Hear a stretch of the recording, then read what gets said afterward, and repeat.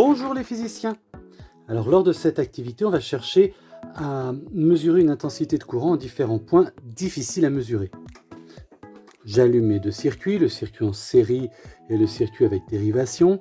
Ici, on va s'intéresser à mesurer non pas le courant qui passe dans ce fil, on va voir que c'est simple, mais plutôt le courant entre ces deux lampes. De la même manière, ici, dans ce circuit, on va chercher à mesurer le courant dans cette lampe-ci. On va voir les difficultés. Première chose, si je veux mesurer l'intensité de courant sortant du générateur, j'enlève ce fil et je mets l'ampèremètre à la place. De la même manière, si je veux mesurer l'intensité de courant qui circule dans cette lampe, eh bien, ce sera le même que celui qui sort du générateur, puisqu'elle entre dans cette lampe, ce sera la même intensité de courant. Ce qui m'intéresserait, c'est de mesurer l'intensité de courant entre ces deux lampes.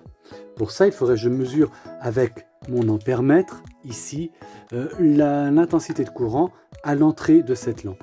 Je ne peux pas le faire puisque je n'ai pas de fil de place. Le subterfuge que je vais utiliser, c'est de rajouter un fil.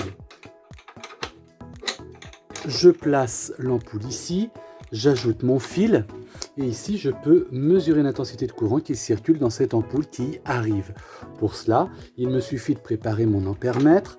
Alors l'ampèremètre est bien branché entre A et comme on peut le voir, et je le mets sur 200 mA ici, puisqu'il peut mesurer des intensités de courant ici entre 0 et 200 mA. Il est bien placé sur 200 mA. Je veux le placer dans le circuit, j'enlève le fil et je place mon ampèremètre entre les deux lampes. Ici, le courant que je mesure est bien celui qui est entre la première et la deuxième lampe. J'ai réussi à mesurer l'intensité du courant entre les deux lampes. Si je voulais mesurer l'intensité de courant à la sortie de la lampe, j'enlèverais ce fil noir et je me mettrais à la place. Je vais laisser de côté le circuit en série. Je viens maintenant au circuit avec dérivation. Si je veux mesurer l'intensité de courant qui circule, qui sort du générateur, c'est relativement facile, je me mets à la place du fil rouge. Si je veux mesurer l'intensité de courant qui circule dans cette ampoule, j'ai deux possibilités. Ou je me mets à la place de ce fil, on voit bien que l'ampoule est régie par ce fil, ou je me mets à la place de ce fil. L'ampoule est aussi régie par ce fil, c'est relativement facile. Le problème, c'est que je ne peux pas mesurer l'intensité de courant qui circule dans cette ampoule seulement, car si je me mets à la place de l'interrupteur, je ne peux plus rien faire fonctionner. Il me faut donc réussir à trouver un espace autour de cette lampe pour pouvoir mesurer l'intensité de courant. Je vais utiliser un subterfuge assez facile. Je vais déplacer mon fil noir ici.